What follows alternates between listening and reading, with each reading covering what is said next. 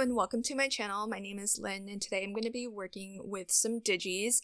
In particular, I'm using the Valentine Gnome from KLM Digital Design, and it's called Valentine Gnome, but I feel like you can use it any time of year. And in fact, I'm going to make a Christmas card with it. And I'm not going to actually put a Christmas specific sentiment, but the sentiment is called or reads "Gnome is where the heart is," which I think works for Christmas too. And I've chosen some colors that are sort of Christmas, but the specific shades aren't necessarily your standard Christmas colors or traditional Christmas colors, but it's still a shade of red and a shade of green, and that's how I'll be coloring in my gnome as well.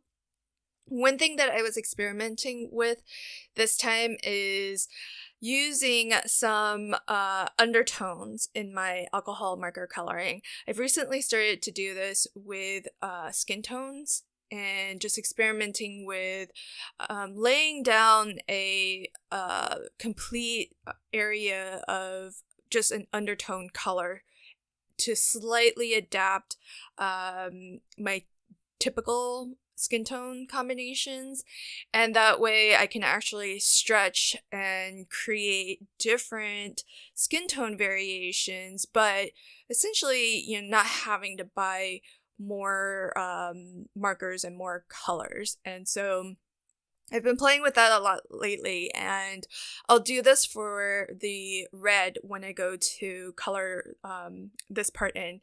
So the red that I have, it's a very bright red.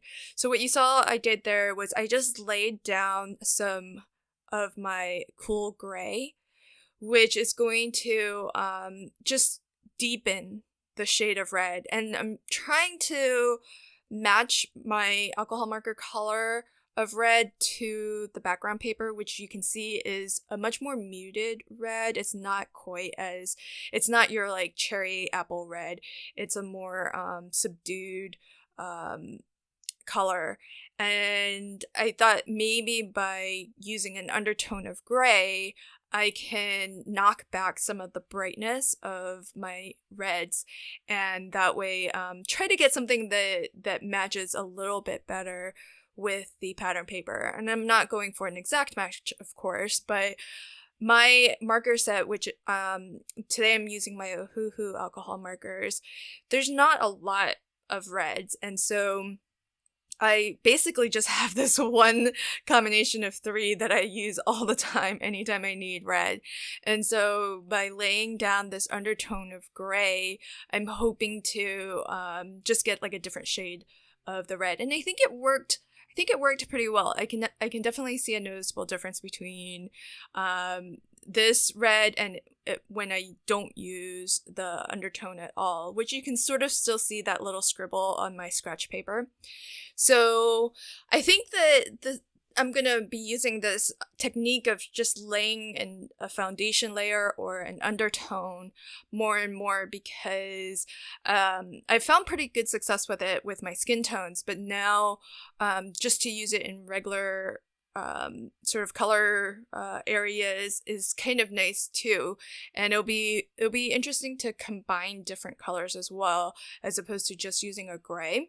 I knew the gray would be rather safe. It's not going to change the red to a different color. It's just going to be a different shade of that red. But it'll get interesting to actually try to mix colors, which I don't do ever with my alcohol markers.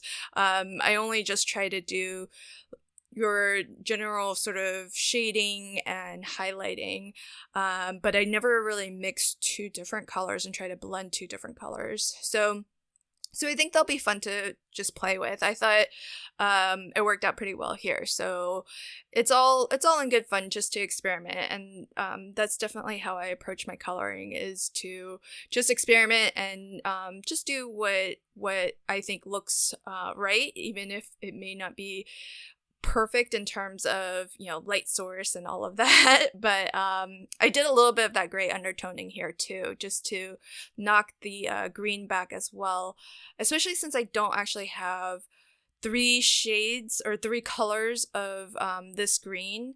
I'm actually using the gray to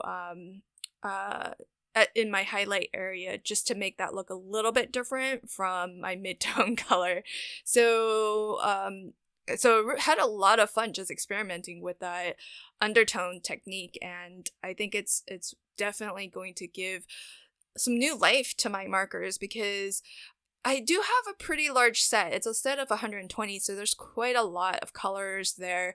But when you're trying to kind of match to something specific, of course, it's going to be hard to find the exact color match. So, learning to kind of mix colors to do this sort of, undertone is going to really help me to kind of broaden the 120 colors that I have to stretch it a little bit more. Because I've really started to enjoy coloring characters and skin tones and faces, I did finally invest in a few Copic markers. Specifically, I bought them open stock, so I don't have a full set, but I specifically chose some different skin tones, and so I'll start to play with my new Copics more too. But that's basically my gnome colored in, and I decided I was going to just leave this uncut here, but I decided to go ahead and just cut out that full area close to the hat. I thought it would be too hard to get in there, but this is a rather large image that I printed, so it wasn't too terribly hard to get in there. And so that's almost my card complete. So I'm just gonna have some mats and layers, and I'm not going for a lot of dimension on this card. I thought about maybe popping my gnome up on some foam, but I did already decide that I was gonna put the sentiment on foam, and this I did print out in advance and foiled it with my laminator. So I printed both of these images on my laser printer. That way I could be sure that whatever I chose to color my gnome in with, usually it's a safe bet when you print on your laser printer that you're not going to get any sort of bleeding, whether you're using a water-based marker or an alcohol-based marker. That may not always be true for regular inkjet printers. So generally when I'm working with just black and white printouts, I'll print it on my laser printer. And I am going to add some Nouveau drops as a final touch, and this is sort of how I store my pre-made drops, because I tend to like making my drops in advance so that I can preview how they look on a card.